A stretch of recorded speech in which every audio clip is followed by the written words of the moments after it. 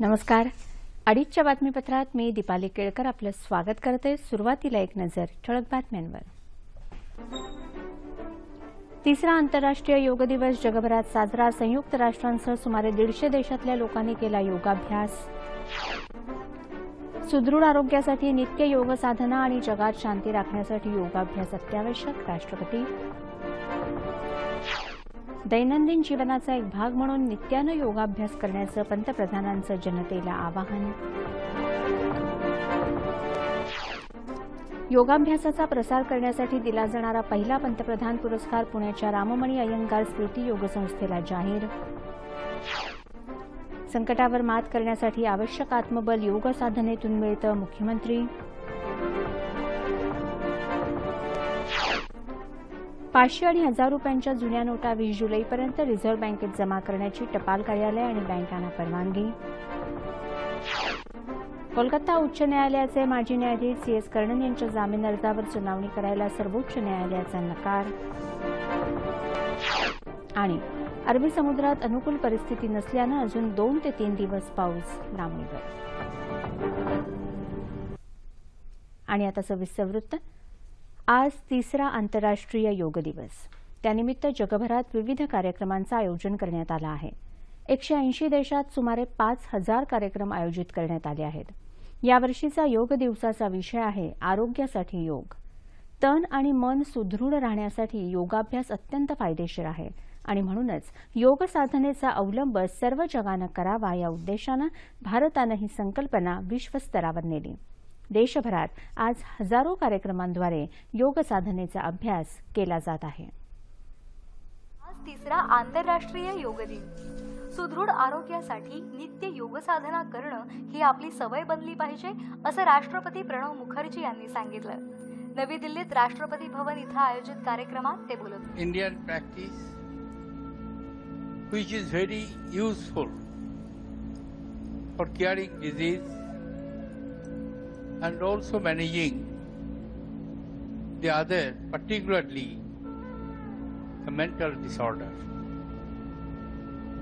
Patanjali is considered as the yoga guru of ancient India, and he was also a great physician. उत्तर प्रदेशात लखनौ इथल्या रमाबाई आंबेडकर मैदानात आज भव्य कार्यक्रमाचं आयोजन करण्यात आलं होतं. योगाभ्यासामुळे संपूर्ण जग भारताशी जोडलं गेलं आहे. सुदृढ मनानं जगण्याची कला आपल्याला योगाभ्यासामुळेच प्राप्त करता येते असं पंतप्रधान नरेंद्र मोदी यांनी यावेळी सांगितलं. जैसा जीवन में नमक का स्थान है वैसा ही योग का स्थान भी हम बना सकते हैं.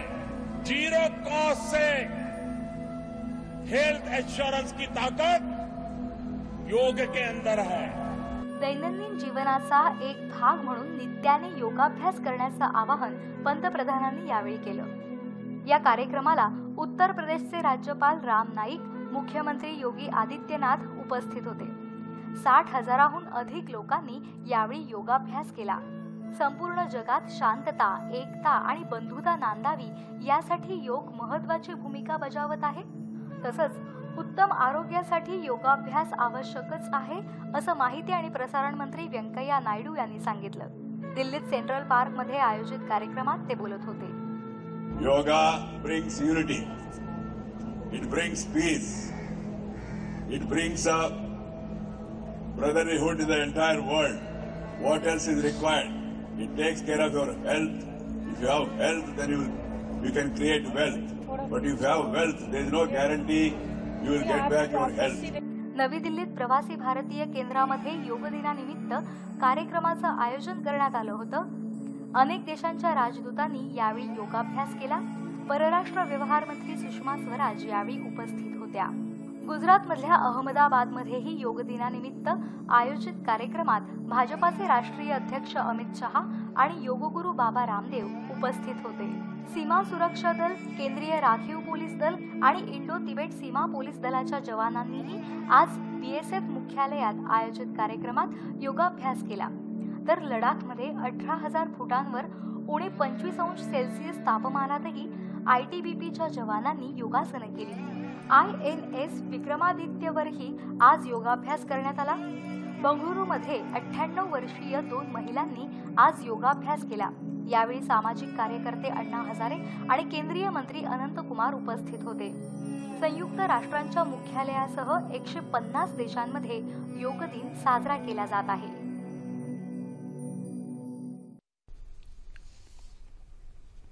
आंतरराष्ट्रीय योग दिवसानिमित्त मुख्यमंत्री देवेंद्र फडणवीस यांनी मुंबईत बांद्रा इथं आयोजित कार्यक्रमात योग साधना केली। मुंबई पोलीस आणि स्पंदन आर्टने या कार्यक्रमाचं आयोजन केलं होतं। खासदार पूनम महाजन आणि आमदार आशिष शेलार हेही यावेळी उपस्थित होते। मुंबईतच संकटग्रस्त शेतकऱ्यांच्या मुलांसोबतही मुख्यमंत्र्यांनी योगासनं केली।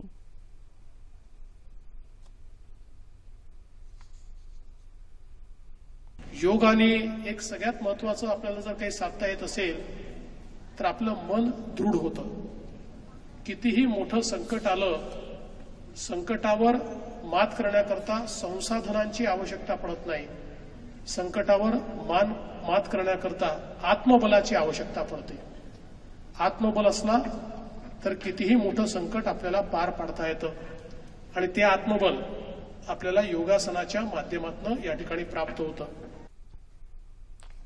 नागपूरमध्ये आयोजित कार्यक्रमात केंद्रीय रस्ते वाहतूक, महामार्ग आणि जहाज बांधणी मंत्री नितीन गडकरी यांनी योगाभ्यास केला। जिल्ह्याचे पालकमंत्री चंद्रशेखर बावनकुळे, महापौर आणि इतर अधिकारी यावेळी उपस्थित होते। योग साधनेमुळे योग प्रसाराच्या कार्याला गती मिळते आणि जीवनात परिवर्तनही घडतं। या कार्याचा प्रसार करण्यासाठी सर्वांनी प्रयत्न करावेत असं आवाहन गडकरी यांनी यावेळी केलं। मुंबईत राजभवन इथंही अधिकारी आणि कर्मचाऱ्यांनी योगासनं केली।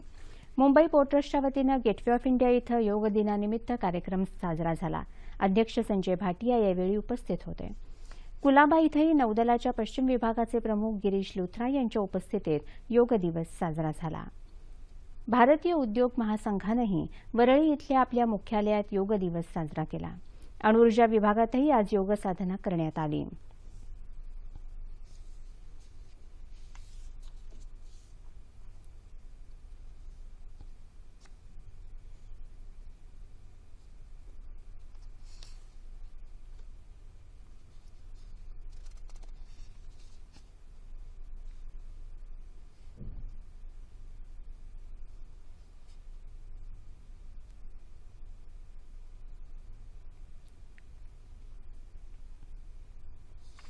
भिवंडी इथं पोलीस दलानं योग दिवस साजरा केला।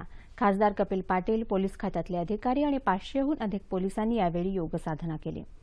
पुण्यातल्या MIT महाविद्यालयात योग प्रशिक्षण शिबिराचं आयोजन करण्यात आलं होतं। शिक्षण संस्थेतले शिक्षक आणि कर्मचारी या शिबिरात सहभागी झाले होते। लातूरमध्ये केंद्रीय पोलीस प्रशिक्षण केंद्रात खासदार सुनील गायकवाड यांच्या उपस्थितीत योगाभ्यास करण्यात आला। नांदेड शहराच्या मध्यवर्ती असलेल्या गुरुग्रंथ साहिब भवन इथं आयोजित कार्यक्रमात जिल्हाधिकारी अरुण डोंगरे यांनी योगाचं महत्त्व आणि फायदे उपस्थितांसमोर मांडले।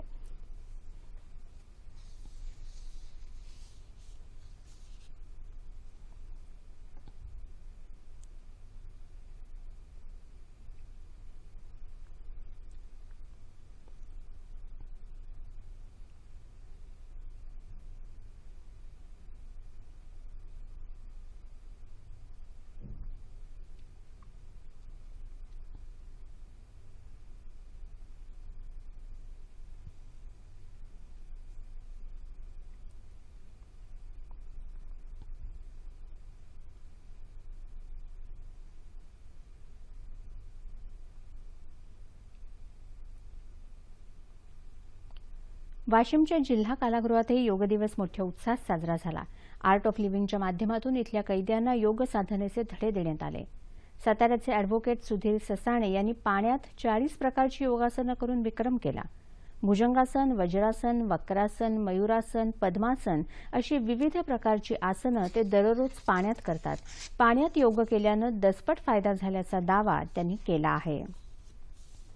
पुण्याच्या राममणी अय्यंगार स्मृती योग संस्थेला योगाचा प्रसार आणि विकास करण्याच्या दिलेल्या योगदानाबद्दल पंतप्रधान पुरस्कार मिळाला आहे। या पुरस्काराचं हे पहिलंच वर्ष आहे। गेल्या 4 दशकांपासून ही संस्था आंतरराष्ट्रीय स्तरावर योग प्रसाराचं काम करते आहे। जगभरात या संस्थेचे हजाराहून अधिक योग शिक्षक अय्यंगार योगाचा प्रसार करत आहेत। या पुरस्कारासाठी सुमारे 100 संस्थांच्या नावांची शिफारस झाली होती. त्यातून राममणी अय्यंगार स्मृती योग संस्थेची निवड झाली.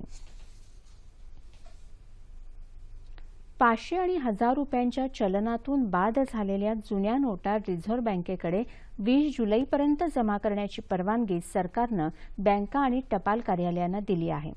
बँक आणि टपाल कार्यालयात 30 डिसेंबर 2016 पर्यंत जमा झालेल्या नोटा तसंच जिल्हा मध्यवर्ती सहकारी बँकांमध्ये 10 नोव्हेंबर ते 14 नोव्हेंबर 2016 या कालावधीत जमा झालेल्या नोटा 30 दिवसांच्या आत रिझर्व्ह बँकेकडे जमा करता येतील असं सरकारी अधिसूचनेत म्हटलं आहे.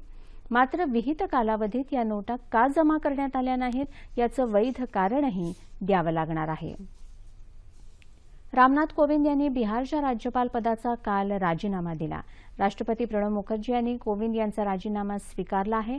रालोआनं राष्ट्रपती पदाची उमेदवारी दिल्यामुळे कोविंद यांनी राजीनामा दिला. कोविंद यांच्या राजीनाम्यामुळे पश्चिम बंगालचे राज्यपाल केसरीनाथ त्रिपाठी यांच्याकडे बिहारच्या राज्यपाल पदाचा अतिरिक्त कार्यभार सोपवण्यात आला आहे. कोलकाता उच्च न्यायालयाचे माजी न्यायाधीश CS कर्णन यांच्या जामीन अर्जावर सुनावणी करायला आज सर्वोच्च न्यायालयानं नकार दिला. न्यायालयाचा अवमान केल्याप्रकरणी कर्णन यांना 7 न्यायाधीशांच्या पीठानं 6 महिन्यांच्या तुरुंगवासाची शिक्षा सुनावली होती. ती आपण बदलू शकत नाही. त्यामुळे ही याचिका सरन्यायाधीशांच्या अध्यक्षतेखालील पीठासमोर दाखल करावी असे निर्देश न्यायमूर्ती धनंजय चंद्रचूड आणि न्यायमूर्ती SK कौल यांच्या पीठानं दिले.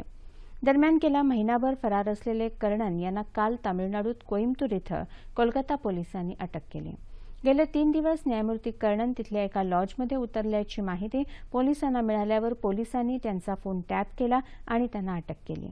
कर्णन 12 जूनला सेवानिवृत्त झाले.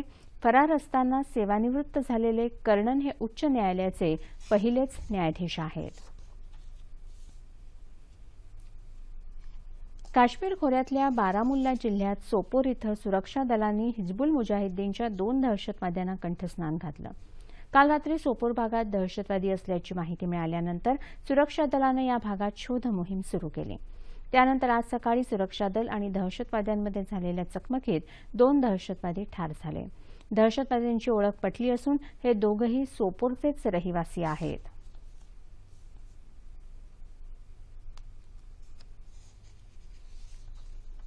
राजर्षी छत्रपती शाहू महाराज शिक्षण शुल्क शिष्यवृत्ती योजनेची व्याप्ती वाढवण्याचा निर्णय काल राज्य मंत्रिमंडळानं घेतला. कृषी पदवी शिक्षण घेणाऱ्या विद्यार्थ्यांना ही शिष्यवृत्ती मिळू शकेल. तसंच दिव्यांग विद्यार्थ्यांसाठी गुणांची अट शिथिल करण्यात आली आहे.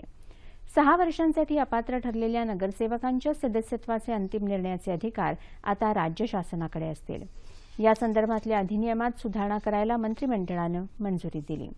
जवाहरलाल नेहरू राष्ट्रीय नागरी पुनर्निर्माण अभियानाअंतर्गत मंजूर झालेल्या अपूर्ण प्रकल्पांना राज्य शासनाकडून अनुदान देण्याचा निर्णय मंत्रिमंडळानं घेतला. रिपाईच्या वतीनं काल मुंबईत हज हाऊस इथं इफ्तार पार्टीचं आयोजन करण्यात आलं होतं. केंद्रीय सामाजिक न्याय राज्यमंत्री रामदास आठवले यावेळी उपस्थित होते.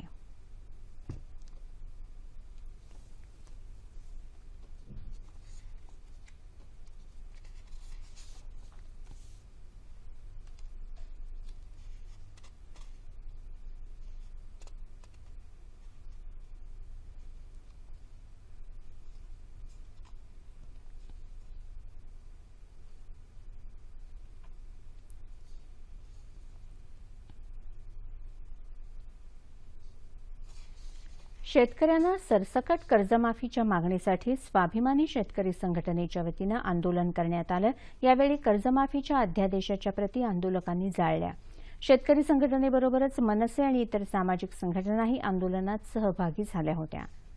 राज्य सरकारनं केलेल्या शेतकरी कर्जमाफीमध्ये जाचक निकष आहेत. त्यामुळे त्याचा फायदा शेतकऱ्यांना होत नाही असा आंदोलनकर्त्यांचा आरोप होता. सरकारनंच केलेली घोषणा सरकारनंच फुल ठरवली आणि जो GR काढला त्यामध्ये अत्यंत जाचक अटी होत्या. अत्यंत निकष चुकीच्या पद्धतीचे काढले होते. त्यामुळे 90% शेतकरी ह्या कर्जमाफीपासून वंचित राहत होते. त्यामुळे त्या 14 जूनला काढलेल्या GRची आम्ही या ठिकाणी होळी केली.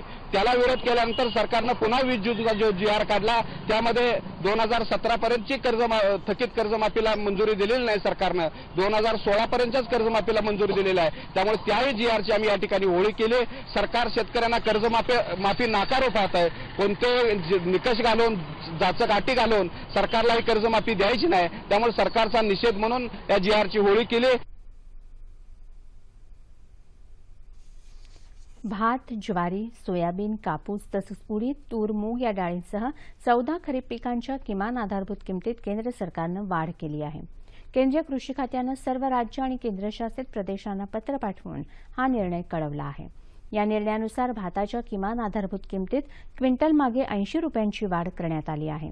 डाळींच्या लागवडीला प्रोत्साहन देण्याच्या उद्देशानं डाळींच्या आधारभूत किमती प्रति क्विंटल 400 रुपयांनी वाढवण्यात आल्या आहेत. सोयाबीनच्या आधारभूत किमतीत प्रति क्विंटल 275 आणि कापसाच्या आधारभूत किमतीत प्रति क्विंटल 160 रुपयांची वाढ केली आहे. कष्टकरी असंघटित कामगारांच्या संपूर्ण कर्जमाफीसह कामगारांना किमान वेतन आणि निवृत्ती वेतन लागू करण्यात यावं या मागण्यांकडे केंद्र आणि राज्य सरकारचं लक्ष वेधण्यासाठी सोलापुरात आज महाराष्ट्र कामगार सेनेनं मोर्चा काढला. पद्मशाली चौक इथल्या कामगार सेनेच्या कार्यालयापासून सुरू झालेल्या या मोर्चाचं रूपांतर जिल्हाधिकारी कार्यालयासमोर सभेत झालं. महाराष्ट्र कामगार सेनेचे राज्य सरचिटणीस विष्णू कारंपुरी यांच्या नेतृत्वाखालील शिष्टमंडळानं आपल्या मागण्यांचं निवेदन जिल्हाधिकारी राजेंद्र भोसले यांना दिलं. या मागण्यांकडे सरकारनं वेळीच लक्ष दिलं नाही तर राज्यभर आंदोलनाचा इशारा कारंपुरी यांनी यावेळी दिला.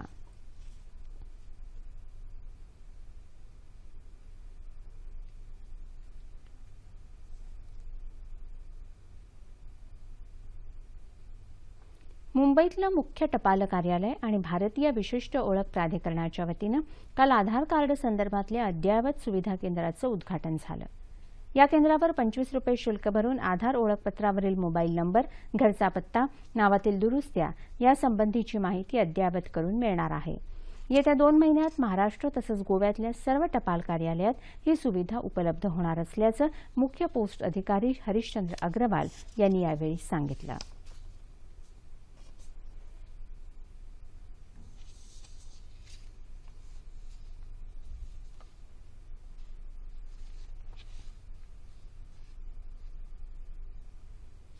अंतराळ विश्वात भारत जगामध्ये पहिल्या 5 देशांमध्ये असून प्रत्येक वर्षी 20 उपग्रह अवकाशात सोडण्याचं उद्दिष्ट आहे. त्यामुळे इस्रोमध्ये तरुणांना रोजगार मिळण्याची संधी वाढणार आहे असं इस्रोचे शास्त्रज्ञ डॉक्टर MRR प्रसाद यांनी सांगितलं. ते पालघर इथं बोलत होते. अंतराळ तंत्रज्ञानात सध्या देशी बनावटीची 85 ते 90% सामुग्री वापरली जाते.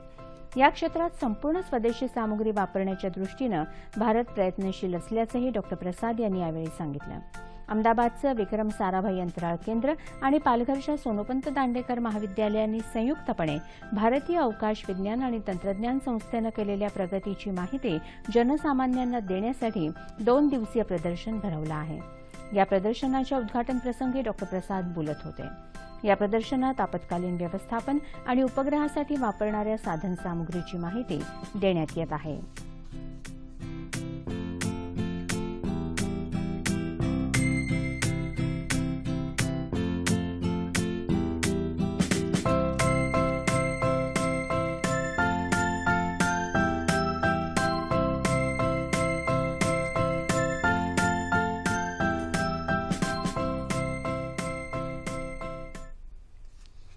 मानधनासह विविध प्रलंबित मागण्यांकडे शासनाचं लक्ष वेधण्यासाठी काल कोल्हापूर जिल्ह्यातल्या लोककलाकारांनी जिल्हाधिकारी कार्यालयावर अभिनव मोर्चा काढला. या मोर्चामध्ये वाघ्या मुरळी, बहुरूपी, गोंधळी, शाहीर अशा विविध कलाप्रकारातले कलाकार पारंपरिक वेशभूषेमध्ये सहभागी झाले होते. कोल्हापूर जिल्ह्यातल्या 1228 कलाकारांचं मानधन गेल्या 3 वर्षांपासून थकीत आहे. या मागणीसाठी महिनाभरापूर्वी केलेल्या आंदोलनानंतर 120 जणांचं मानधन मंजूर झालं, परंतु उरलेल्या 1108 कलाकारांच्या मानधनाचा प्रस्ताव अजूनही मान्य झालेला नाही. वृद्ध कलाकारांना निवृत्तीवेतन मिळण्याची नितांत गरज आहे, ते तातडीनं द्यावं. तसंच कलाकारांना गृहनिर्माण प्रकल्पांचा लाभ द्यावा अशी मागणी निवेदनाद्वारे केली आहे, अशी माहिती कलाकार संघाचे अध्यक्ष अनिल मोरे यांनी दिली. बातमी हॉकीची. लंडन इथं सुरू असलेल्या जागतिक हॉकी लीग उपांत्य फेरी स्पर्धेत काल ब गटाच्या शेवटच्या सामन्यात नेदरलँडनं भारताचा 3-1 असा पराभव केला. पहिल्या क्वार्टरमध्ये नेदरलँडनं 2-0 आघाडी घेतल्यानंतर दुसऱ्या क्वार्टरमध्ये आकाशदीप सिंगनं गोल करत आघाडी कमी केली. मात्र तिसऱ्या क्वार्टरमध्ये तिसरा गोल झळकवत आणि शेवटच्या क्वार्टरच्या अखेरपर्यंत ही आघाडी टिकवत नेदरलँडनं विजयावर शिक्कामोर्तब केलं. उपांत्यपूर्व फेरीतलं आपलं स्थान या दोनही संघांनी आधीच पक्क केलं होतं. मात्र पराभवामुळे ब गटात भारत आता दुसऱ्या क्रमांकावर राहिला तर नेदरलँडनं अव्वल स्थान पटकावलं. टाळ मृदुंगाच्या गजरात विठ्ठल दर्शनाच्या ओढीनं पुण्याहून पंढरीकडे निघालेल्या संत ज्ञानेश्वर महाराज आणि तुकोबारायांच्या पालख्या दिवे घाटातून प्रवास करत पुढे मार्गस्थ झाल्या. संत ज्ञानेश्वर महाराज पालखी सासवड इथं तर तुकोबारायांची पालखी लोणी काळभोर इथं काल मुक्कामी होती. वारकऱ्यांची वारी सुखद व्हावी म्हणून राज्य सरकारकडून उपाययोजना करण्यात आल्या आहेत. दरम्यान आरोग्यमंत्री डॉक्टर दीपक सावंत यांनी वारकऱ्यांना पुरवण्यात येणाऱ्या आरोग्य सेवेबाबत आढावा घेतला आहे. नैऋत्य मोसमी पाऊस राज्याच्या बहुतांश भागात सक्रिय झाला. मात्र गेले 2 दिवस पावसानं काही ठिकाणी विश्रांती घेतली आहे. यामुळे खरीपाच्या पेरण्या खोळंबल्या आहेत तर दुबार पेरणीचं संकट येण्याची शक्यता आहे. पावसाच्या सध्याच्या परिस्थितीबद्दल प्रादेशिक हवामान विभागाच्या संचालिका शुभांगी भुते यांनी अधिक माहिती दिली आहे. महाराष्ट्रामध्ये पावसाची परिस्थिती बघतो त्याच्यामध्ये असं दिसतंय की पाऊस सध्या 2 ते 3 दिवस अजून कमी आहे. याच्या मागचं कारण असं की जे महाराष्ट्राला पाऊस देण्याच्या सिस्टम सिनॉप्टिक सिच्युएशन्स असतात, जसं अरबी समुद्रामध्ये कमी दाबाचा पट्टा आणि एक द्रोणीय भाग तयार झालेला असतो, तो सध्या नाहीये. बंगालच्या उपसागरामध्ये कमी दाबाचं क्षेत्र तयार झालेलं असतो, त्याच्यामुळे मध्य महाराष्ट्र, मराठवाडा आणि विदर्भाला पाऊस पडतो, तो पण तयार झालेला नाहीये. पण येत्या 2 ते 3 दिवसानंतर थोडीशी परिस्थितीमध्ये सुधार होण्याची शक्यता आहे. त्याच्या अनुषंगाने आपल्याला मराठवाडा, मध्य महाराष्ट्र, मराठवाडा आणि कोकणामध्ये 24 तारखेनंतर थोडासा पाऊस पडेल आणि उष्णतेपासून दिलासा मिळण्याची शक्यता आहे. सध्या आजच्या परिस्थितीमध्ये महाराष्ट्रामध्ये, संपूर्ण महाराष्ट्रामध्ये 8 जिल्हे असे आहेत ज्यांच्यामध्ये पाऊस सरासरीपेक्षा कमी आहे. 10 जिल्ह्यांमध्ये पाऊस सरासरी इतका पडलेला आहे आणि 16 जिल्हे असे आहेत की ज्यामध्ये सरासरीपेक्षा जास्त पाऊस पडलाय. आणि ह्याच्यामध्ये जास्तीत जास्त जिल्हे विदर्भातले आहेत, जसं गडचिरोली, गोंदिया, नागपूर, नंदुरबार, धुळे, ठाणे, सातारा आणि कोल्हापूर ह्या जिल्ह्यांमध्ये सरासरीपेक्षा कमी पाऊस झालेला आहे.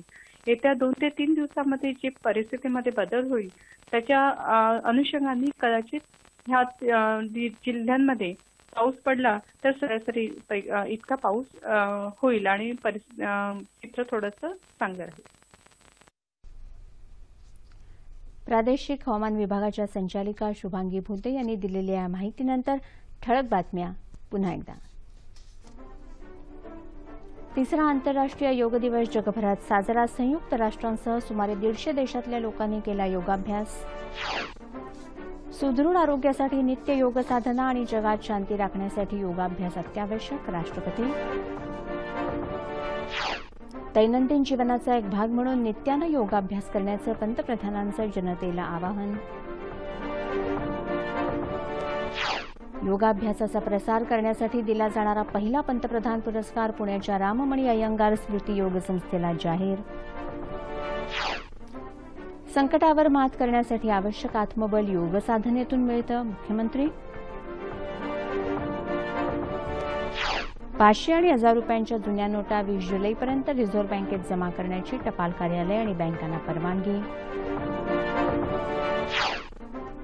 कोलकाता उच्च न्यायालयाचे माजी न्यायाधीश CS कर्णन यांच्या जामीन अर्जावर सुनावणी करायला सर्वोच्च न्यायालयाचा नकार. आणि अरबी समुद्रात अनुकूल परिस्थिती नसल्यानं अजून 2 ते 3 दिवस पाऊस लांबणीवर. याबरोबरच हे बातमीपत्र संपलं. पुन्हा भेटूया संध्याकाळी 5 वाजता सह्याद्री वाहिनीवर.